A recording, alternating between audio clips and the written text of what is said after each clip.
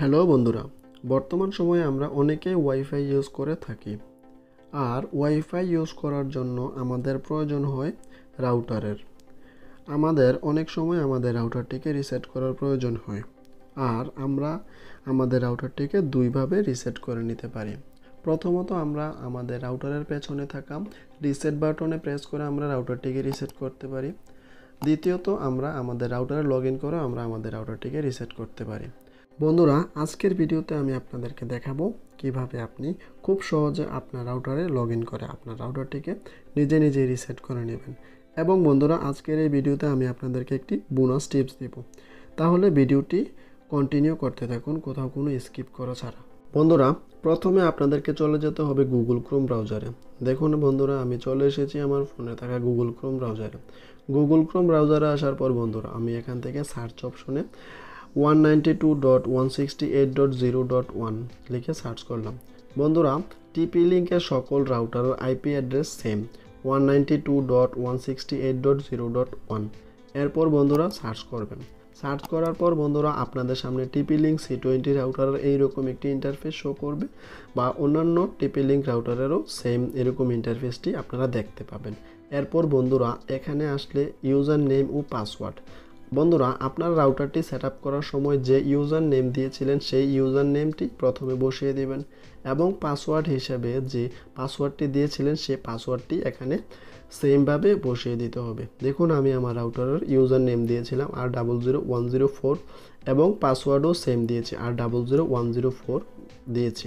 এরপর বন্ধুরা নিচে লগ ইন নামে একটি অপশন দেখতে পাচ্ছি। এখন আমি লগ ইনে ক্লিক করলাম। দেখুন, লগ ইনে ক্লিক করার পর বন্ধুরা টিপি লিঙ্ক C20 রাউটারের এরকম একটি ইন্টারফেস দেখতে পাবেন। দেখুন বন্ধুরা, আমি আপনাদেরকে একটু ভালো মতো জুম করে দেখিয়ে দিচ্ছি। এরপর বন্ধুরা বাম দিকেই আসলে আপনারা দেখতে পাবেন টিপি লিঙ্ক C20 রাউটারের মেনুগুলা। প্রথমে আপনারা পেয়ে যাবেন status, quick set up, operation mode, network, dual band, wireless 2.4 GHz এবং 5G, গেস্ট নেটওয়ার্ক, HDCP এবং ফরওয়ার্ডিং, সিকিউরিটি, এরকম অনেক অপশন দেখতে পাবেন। দেখুন, আমি আপনাদেরকে ভালো মতো দেখিয়ে দিচ্ছি।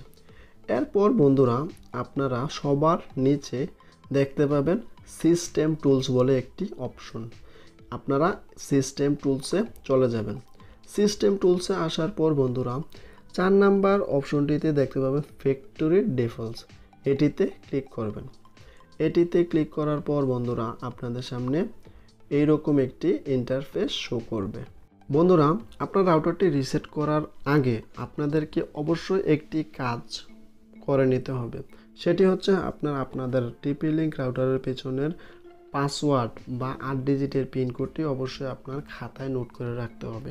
বন্ধুরা, এটার কারণ হচ্ছে আপনার রাউটারটি যদি আপনার হাতের নাগালে না থাকে তাহলে অবশ্যই আপনার এই পিনকোডটি আপনার এখান থেকে বের করে রাখতে হবে। সেটির জন্য আপনাকে চলে যেতে হবে ওয়্যারলেস থেকে WPS-এ ক্লিক করার পর বন্ধুরা আপনারা এখানে আসলে দেখতে পাবেন আপনাদের কারেন্ট পিন। এখানে 8 ডিজিটের একটি পিনকোড আছে, সেই পিনকোডটি অবশ্যই আপনার খাতায় নোট করে রাখবেন, কারণ পরবর্তীতে আপনি যখন আপনার রাউটারটিকে সেট আপ করতে যাবেন তখন এই 8 ডিজিটের পিনকোডটি আপনার অবশ্যই প্রয়োজন হবে।